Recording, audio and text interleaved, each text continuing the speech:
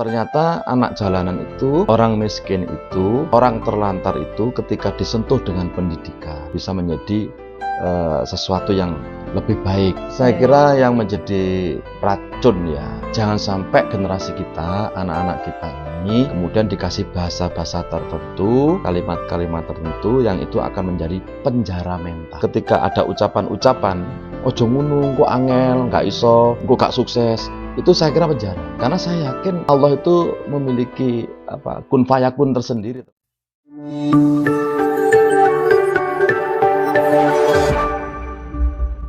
Ini ya kalau generasi milenial ya, kan memang dekat dengan gadget itu bagaimana? Kan ibarat mata pisau ya, yang tajam dan ini tumpul. Bagaimana kita tips-tipsnya agar tidak terjerumus, bisa filternya juga baik dalam menghadapi gadget. Santri pesantren rakyat itu ada hari megang HP. Terus ada komputer 17. Kemarin dikasih Kementerian Tenaga Kerja, terkoneksi internet semua. Kami menyadari bahwa itu sudah tidak bisa ditolak. Maka saya sering mengadakan lomba konten kreatif. Jadi yang Sari Herbal ada 17 tadi itu, anak-anak itu membuat promosi. Ya kayak artis begitu. Menjajal ini terus membuat film pendek. Nah, sehingga anak-anak megang HP tapi fokusnya tidak WA-an, tapi tidak untuk muka ini itu, tapi sudah mengarah pada produktivitas. Bahkan sudah saya wajibkan kita di desa, kita hidup di desa, kalau bisa kelas coding ini harus sudah ada. Jadi Pak Chandra itu bendahara saya itu sudah mulai membimbing anak di kelas coding, kemudian ada pemrograman. Sudah kita jelaskan bahwa hari ini sudah saatnya kita itu di era digital, artificial intelligence, di kecerdasan buatan, santri nggak boleh ketinggalan. Bagaimana konten-konten di Facebook, di WA, di Twitter, di IG, kemudian di website, di YouTube, itu nanti kita isi konten-konten positif.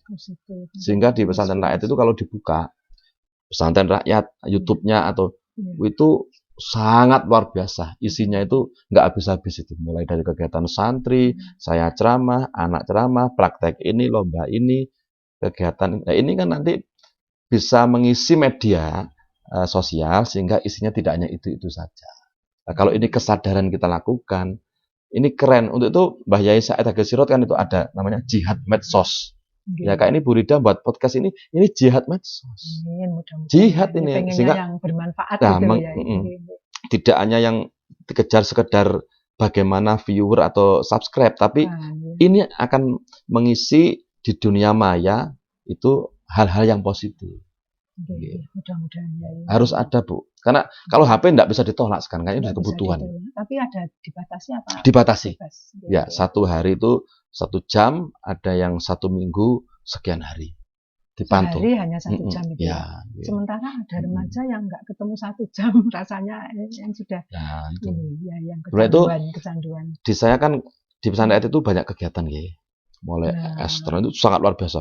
Ada yang nguli, ada yang ngelas, ada yang ngecat mobil, ada macam-macam. Sehingga itu juga menyita waktu anak-anak itu. Kesimpulannya remaja atau pelajar mestinya banyak aktivitas ya, Yai. Dikanalisasi. Mager sampai. Oh ya.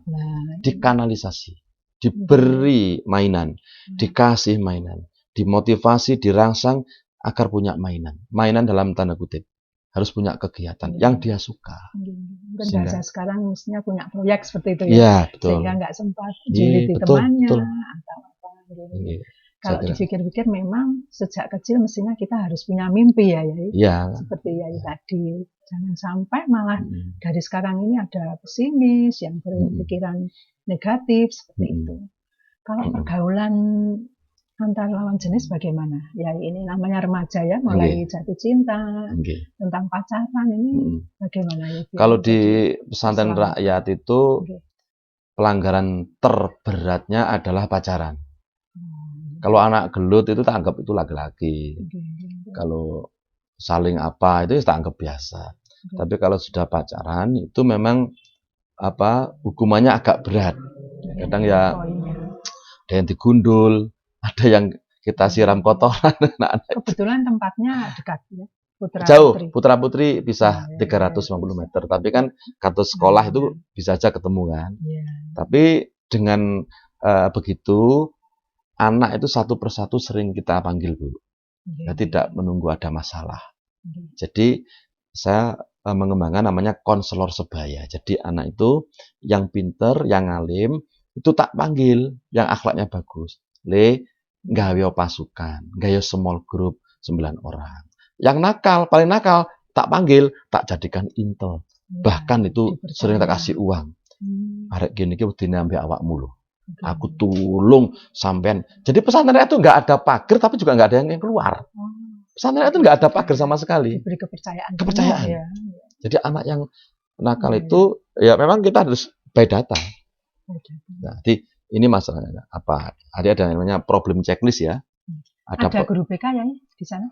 Kebetulan ada teman psikologi, ada 3 yang di sana, sehingga termasuk Pulau Mbak, sehingga dulu saya punya keterampilan namanya ada membuat problem checklist dan potensi checklist.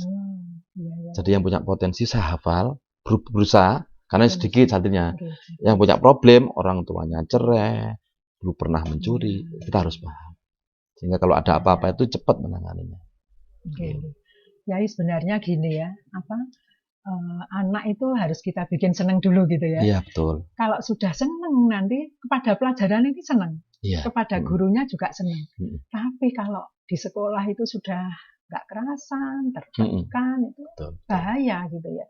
Tips-tipsnya ya itu tadi ya, untuk membuat anak suka itu apa yang lagi disenangi anak-anak milenial ini. Bu, anak itu sebenarnya kan murid ya, atau anak atau siapapun lah. Kalau kita pernah bercinta lah ya, kita pernah jatuh cinta pertama, itu kan hanya perhatian. Kemudian ketika lawan kita bicara itu ngomong, kita dengarkan, itu kan lebih dari cukup. Contoh ya, saya waktu mahasiswa itu, ngapunten ini, itu termasuk kategori ya, tukang demo. Nggak takut sama siapapun. Karena saya membayar kok di situ. Saya juga punya kesadaran ini. Tapi saya itu bisa takut dengan Profesor Mufidah. Ya karena kalau ada masalah itu, beliau itu mendengarkan saya. Ono apa dul? Ngeten mi. Oh ngono. Iya.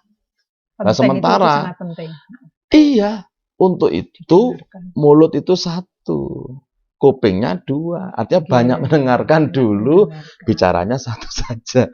Nah sekarang guru juga mestinya begitu. Matanya 2, hidungnya 2, kupingnya 2, mulutnya 1 aja. Tapi kenyataannya kebalik. Saya aja juga begitu kadang. Ngomongnya oke, tapi nggak pernah mendengarkan. Ternyata anak itu yang nakal-nakal itu, ini pengalaman kulo. Ya, saya juga pakai dulu pernah membaca teorinya Viktor Frankl itu dengan teori keakraban. Dengan anak itu diakrab. Ayo engkau nomahku. Emang anu Yulia, aku tinggal ngangkat meja iki lho, kok. Dong ngangkat meja. Terus kemudian diajak makan, diajak bicara. Besoknya saya udah takut. Tidak lagi sungkan. Aduh, itu masa sungkan. Lah iya, saya itu ada beberapa orang yang saya takuti ternyata bukan orang yang ngocahi saya, tapi orang yang mendengarkan saya. Betul itu. Yai kalau ditilik dari SD, jenengan itu sudah nggak takut pada siapapun. Nah ini juga tipsnya penting sekali. Saya kira untuk the big confidence ya, percaya diri atau thiqatu binafsi, ini menjadi satu utama. Nah, maka ini harus kita cantumkan ketauhidan, keyakinan kepada Allah Subhanahu Wa Taala bahwa kita tidak boleh bergantung oleh siapapun. Kita yakin dengan diri sendiri, man khafallahu habahu kullu syai. Kalau kita hanya bergantung kepada Allah, maka semua makhluk, harta, dudukan ini akan mencari kita. Tapi kebalikan kalau kita ini takut sama orang, takut nggak naik apa pangkat, ya sudah hanya takut. Iya, berani karena benar. Iya. Tapi memang dari dulu, kalau ini sempat saya itu periksa ke dokter jiwa. Artinya. Kok aneh ya? Iya, kenapa kok saya ini berani? Ternyata, enggak apa-apa. Memang ada orang jenis karakter seperti sampean. Ketambahan saya itu dari Pak Husen di kelas 3 itu. Pak Husen itu kan ngajar kulo bahasa Inggris mulai kelas 1 ya. Kemudian kelas 2 tidak, kelas 3 terus jadi wali kelas saya. Itu ada tulisan dari Mbah Sahal Mahfud dari Ponorogo, pendiri Gontor. Berani hidup, tak takut mati. Takut mati, jangan hidup. Takut hidup, mati saja. Oh iya. Berarti orang itu memang dia. Untuk itu akhirnya saya tadi menyampaikan ke Mas Noval. Ini nggak tahu ya, temuan atau statement dari saya. Kemunduran keterbelakangan beberapa orang, terus kita ini sulit maju, itu ada 2 faktor. Satu, itu orang itu takut mengide, mau mengide aja takut. Takut diarani gendeng, diarani sesat, takut diarani kemoncolan, takut nggak ilmiah, nggak sesuai dengan teori. Atau ide disampaikan pada yang merasa bisa membimbing. Lah, yang kedua, kalau sudah punya ide, takut melaksanakan ide. Actionnya. Ya, untuk itu saya membuat pesantren rakyat itu dulu juga dianggap sesat, dianggap gila. Iya, gila. Pernyataan. Kenapa? Arekku gendeng paling, kudu anak kiai kok nggak pesantren. Arekku sesat iku. Arek pesantren dijak gamelan. Awal-awal itu begitu. Tapi kalau tidak pernah, saya waktu itu pernah didhawuhi Marzuki Mustamar bahwa ada orang mencemooh ana wong ngelokne awake dhewe anggepen rabuk itu ya tletong elek-elek itu, tapi membuat kita subur. Jangan dibuang. Suatu kecaman. Oh iya. Mungkin fitnah. Yang keren lagi Bu, saya itu punya buku namanya Jiwa Wira Swasta. Itu miliknya Pak Kusno, dia salah satu pemegang PT Fresinet di Surabaya. Itu begini bukunya.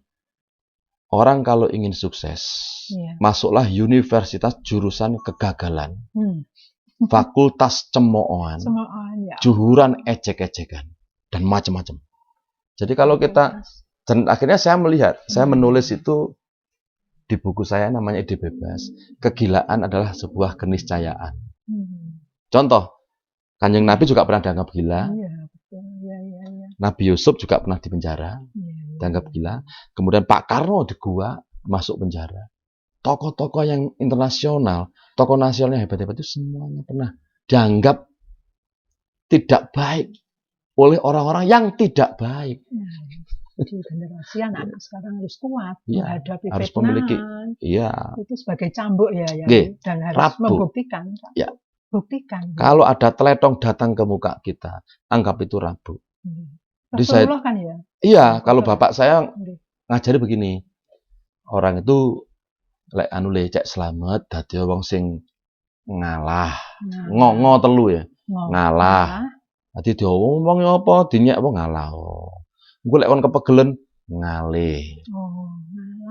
Ngalih. Lek mentok aja kon wani baru ngamuk ngamuk. Tapi iki terakhir. Jangan sampai ngamuk dulu ya. Ngalah dulu. Kalau udah ngalih ini, maka menjaga harga diri juga penting.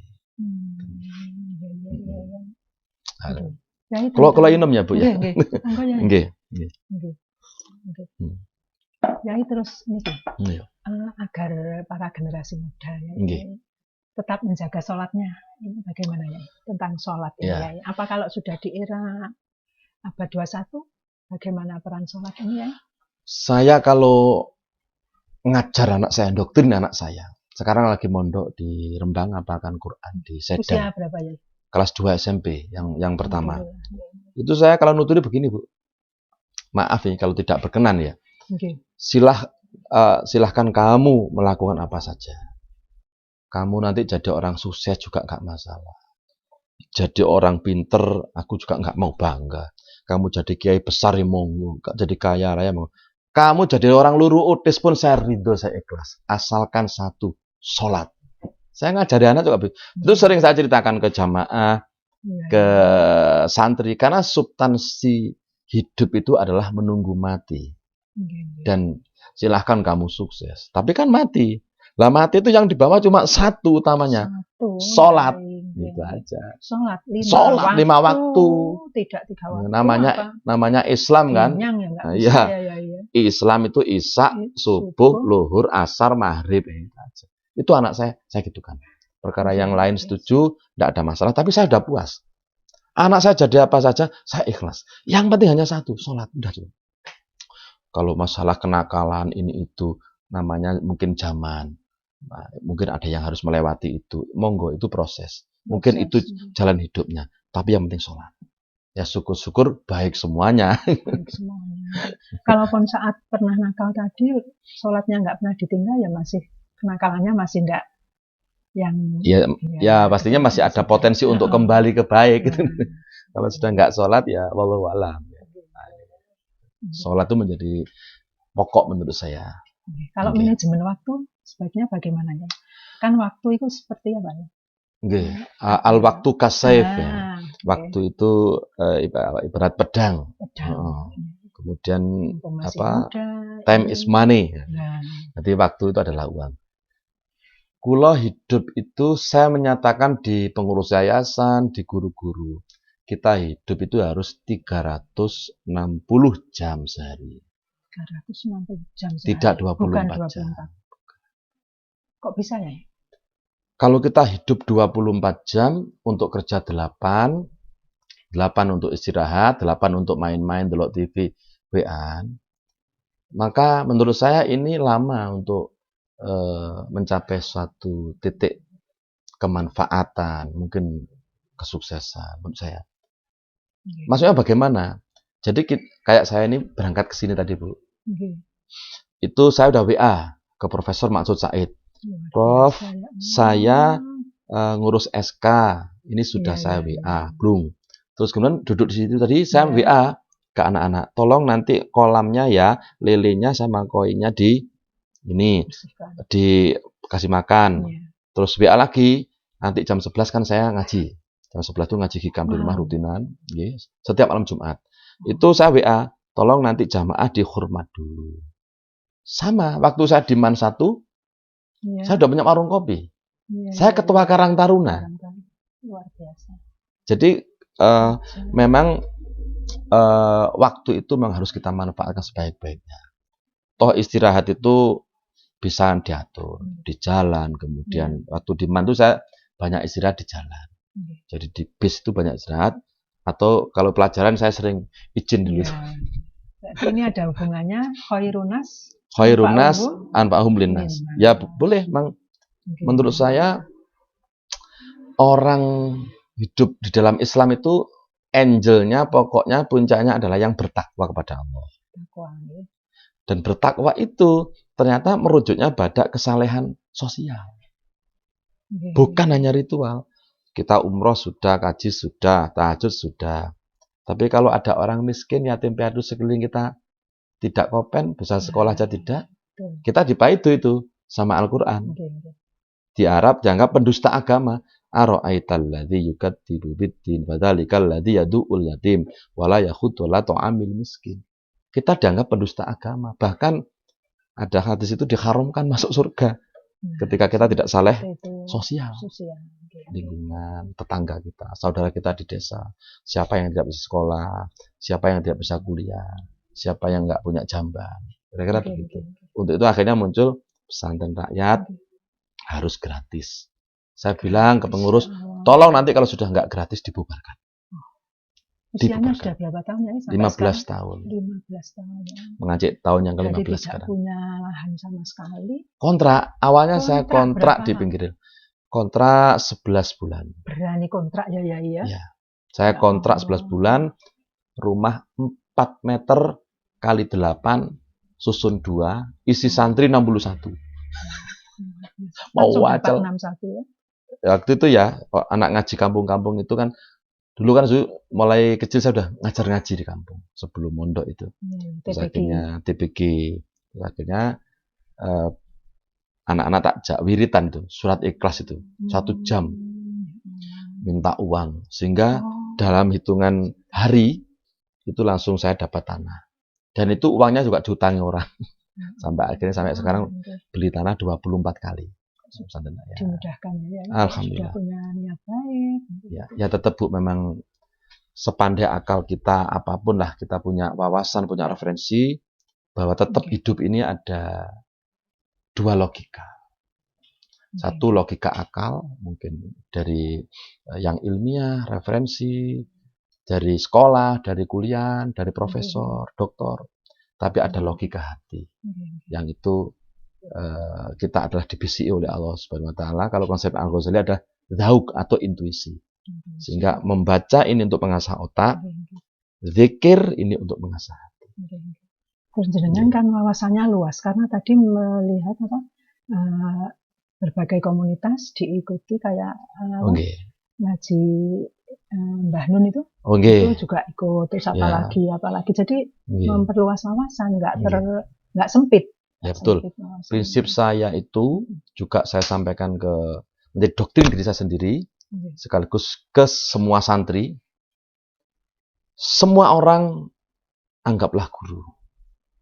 Kalau dia jelek, anggaplah itu guru di mana kamu tidak perlu mengikutinya.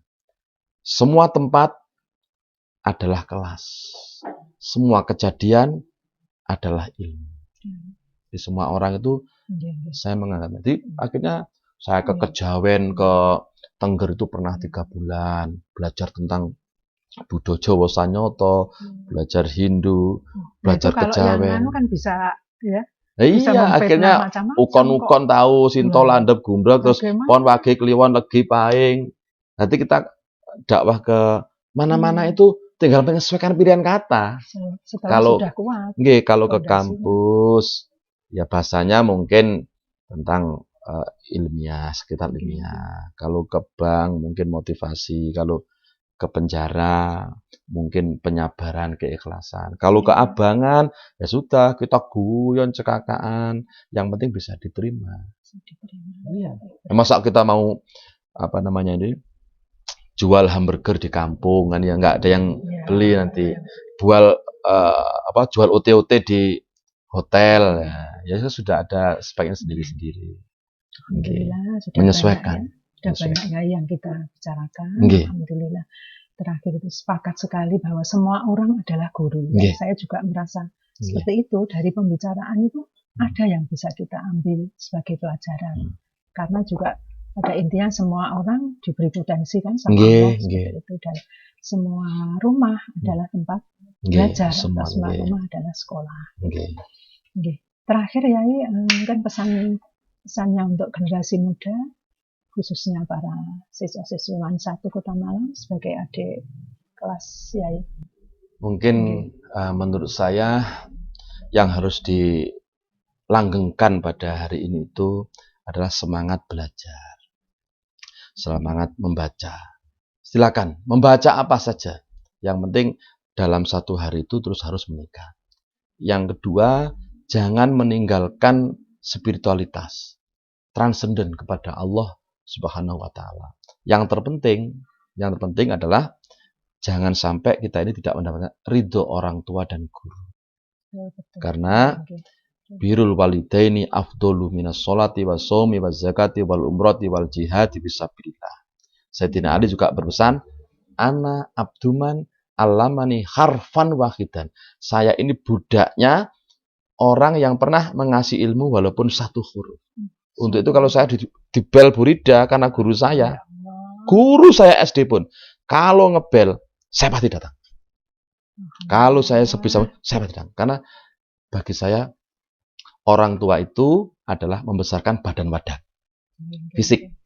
Guru yang membesarkan jiwa, roh, mental, otak dan akal saya. Gak ada guru saya nggak mungkin jadi seperti ini. Andai kata dulu ibu mengeluarkan saya dari MAN 1, terus saya mungkin sudah nggak jadi seperti ini. Sehingga sampai hari ini saya ada bilang lulusan MAN 1. Coba kalau nggak lulus, itu saya jebolan MAN 1. Kan nggak enak itu. Terima kasih Bu ya. Yai kayaknya sedikit ini sudah kurikulum merdeka. Sedikit bagaimana kita sebagai institusi pendidikan, sebagai siswa dalam kurikulum merdeka ini. Sejak awal kula sudah bicara tentang kurikulum merdeka. Awal pesantren rakyat sudah ada tulisan saya tentang merdeka belajar. Kenapa? Sudah mendahului. Alat pembunuhan manusia itu yang paling efektif adalah pendidikan. Alat membangkitkan, memberdayakan manusia, mencerdaskan manusia adalah pendidikan. Tapi setelah ada kelas-kelas ini, pendidikan itu sebagian ya, tidak semuanya. Kayak seperti penjara. Coba ada sekolah terpadu misalnya ya. Tapi di kotak, dipagari. Itu namanya terpisah, bukan terpadu. Untuk itu di Pesantren Rakyat mencoba saya menggagas mengintegrasikan. Jadi kalau misalnya anak-anak pelajaran di SMP Islam Integratif, di SMA Pengusaha, di SD ini ada pengumuman inna lillahi wa inna ilaihi raji'un. Semua guru, semua murid, semua santri keluar takziah. Nah, ada yang ke kuburan, ada yang minta kursi, ada yang menyolati, ada yang ikut mengkafani, ada yang ikut duduk, macam. Ada orang nggak punya derep pari. Kita bentuk tim 20 anak. Sehingga 1 jam itu membantu. Ada orang gotong royong buat rumah. Atau orang yang begitu nggak punya tapi duduk WC, kita langsung terjun. Untuk itu di kami itu satu nggak ada pagar. Yang kedua, saya bercita-cita itu setiap anak memiliki laboratorium. Berupa kesukaan anak itu sendiri. Jadi kalau Bu Rida ke sana, karena kemarin ke sana Bu Rida kan tergesa-gesa ya. Nanti saya bisa menunjukkan betapa luas dan luasnya kurikulum yang kami lakukan. Lahan pertanian. Jika tidak punya, kita sinergi dengan warga. Warga itu ada alumni Kopassus, barisnya bisa kita sinergikan ke sana. Warga itu ada mantan camat, berarti pemerintahan juga bisa. Satu RT itu ada pensiunan dosen, maka intelektual, metode penelitian juga bisa ke situ. Ada Freeport, berarti keemasan dia tahu. Ada Newmont, ada Exxon Mobil, ada lulusan PLN, ada pensiunan guru. Di sana ada semua. Dan itu tinggal kita komunikasi, bagaimana anak kita bisa belajar ke masyarakat di sekeliling kita ini. Maka itu menjadi universitas alam. Universitas alam. Tanpa bangku. Ya. Semua orang adalah guru. Semua tempat adalah kelas, semua kejadian adalah pelajaran. Luar biasa sekali, sahabat Rida, sudah banyak hal yang bisa kita perbincangkan dengan Al-Ustadz Kiai Haji Abdullah Syam, MSI, MPD. Dan ternyata Pesantren Rakyat sudah 15 tahun ini adalah penggagas kurikulum merdeka yang sekarang telah kita terapkan mulai tahun 2021. Ya tidak sengaja itu. Terima kasih Yai. Sami-sami. Semoga didapatkan balasan Allah dengan amin. Mohon maaf atas segala kekurangan, Bu. Sampai di sini dulu sahabat Rida. Terima kasih atas perhatiannya. Kita akan bertemu di lain kesempatan. Wallahul muwaffiq ila aqwamit thoriq. Wassalamualaikum warahmatullahi wabarakatuh. Waalaikumsalam warahmatullahi wabarakatuh.